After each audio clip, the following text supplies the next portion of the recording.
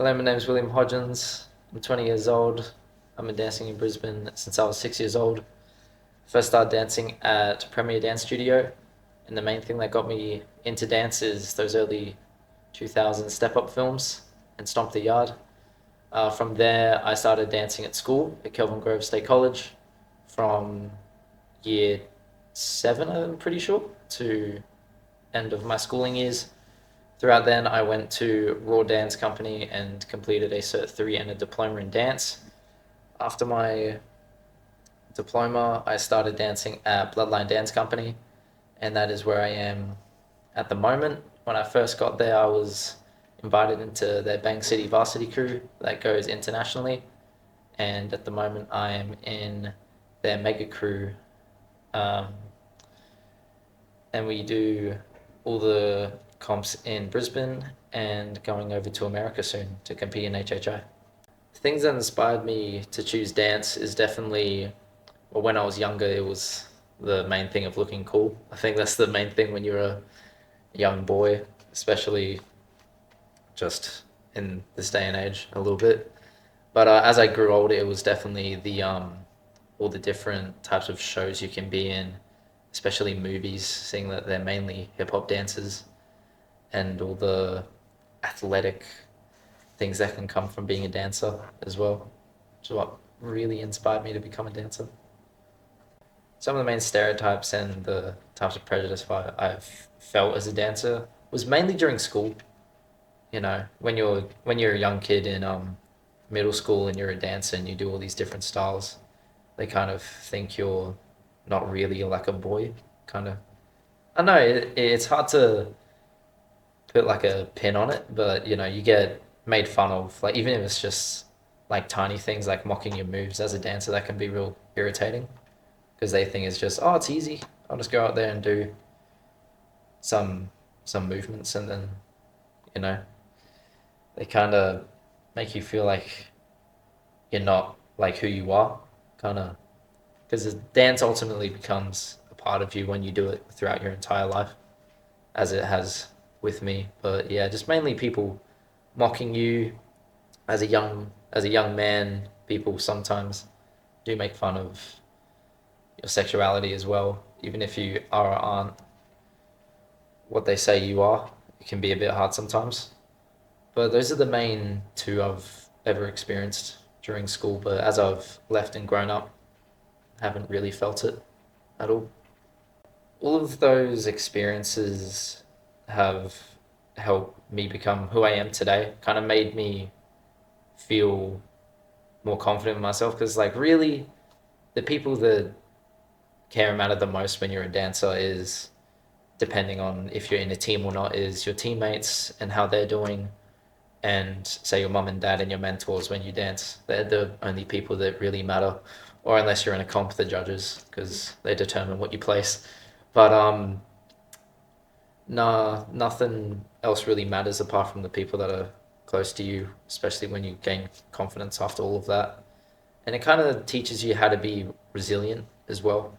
Like you'll find dancers are some of the most resilient people. They don't, like I said, they could not care less what you think at all if you don't understand the industry or what they do. The way I've found handling negative experiences is one of two ways. I either just dance it out, say I've had a bad day, I just dance it out, or if I mess up or I'm feeling a type of way while I'm dancing, it can kind of impact not only you but everyone around you. So I think the way I handle it in a bad way is probably you get inside your own head and you just think, damn, I'm worse than I actually am. Like you're not really, you just made a mistake. And as a dancer, you have to kind of just accept that you're gonna make a mistake. The best dancers in the world make mistakes, but it just matters how they bounce back from it really. As long as you bounce back from it well, you'll be all good down the line. The way I personally handle the physical and emotional demands of being a dancer is, for me, I kind of have to have a day where I do nothing, where I just kind of relax the entire day. If I have a comp coming up, I listen to the music, even like just randomly throughout the day. I sometimes do that, I think physically, the only way I can kind of deal with it is stretch and do my own type of training, like resistance and that. Just so much easier to get stuff off your mind and to help your body get better and be better prepared for the year and what you're going to be doing in all your sets down the line, pretty much. One story that I have that influenced my personal growth and dance journey is definitely going to America to represent the country, because that is, if you ask any dancer that is into hip hop and loves that genre, they'll tell you about HHI, just the best comp in the world. You get to see every single country and all their different styles, and you're all crammed into one place. And the atmosphere there is just insane. Probably my first time going was a real eye opener because it shows you how the world is and how everyone else dances and how everyone is just really fighting for a gold medal. Like it can be night and day. Some crews can come out of nowhere and just take your spot, and it definitely pushes you to be better as a dancer because you see these other crews and you're like, damn, they have so much less than us, but they're so much better. Like these guys train and flip on concrete, but we have all the facilities, but I'm too scared to do it. So it really teaches you how to just build your own character, especially if you take a loss. So yeah, definitely HHI. My advice to any young male dancer that faces challenges, especially in the dance industry, just do you. Like seriously, these guys don't really understand unless they are dancers as well, or they know people for a long time. Some people just don't understand what it is to have just constant noises and sounds in your head that makes no sense to them, but makes sense to us. Just keep going. Don't worry about what anyone else says. Just worry about the people that you love and what they say. And if it does get to a point where it's like you can't really ignore it, talk to someone about it, please, because you don't want all that trapped in your head, especially at a young age and especially as a man. So if it gets very hard, please talk about it, and just keep going, just one step at a time, really. A way dance has impacted my mental health in a positive way is definitely I see it as a release, as most dancers do.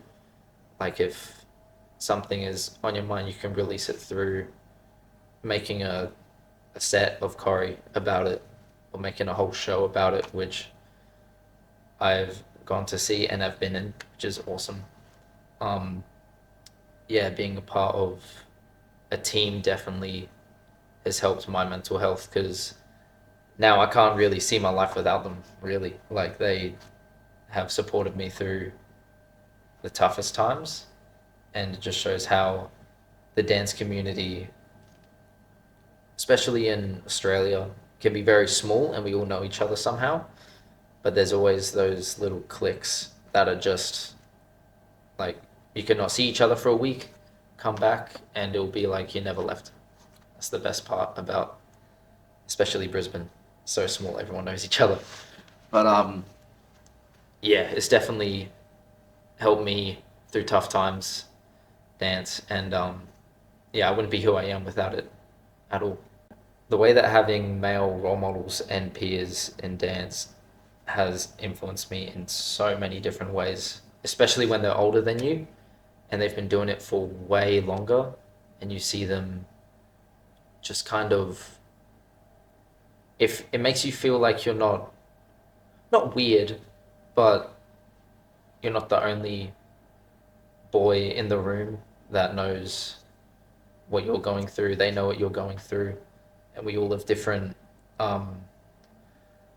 ways of communicating with each other, and it's just like or the way I am with the boys at the studio, like it's like a brotherhood.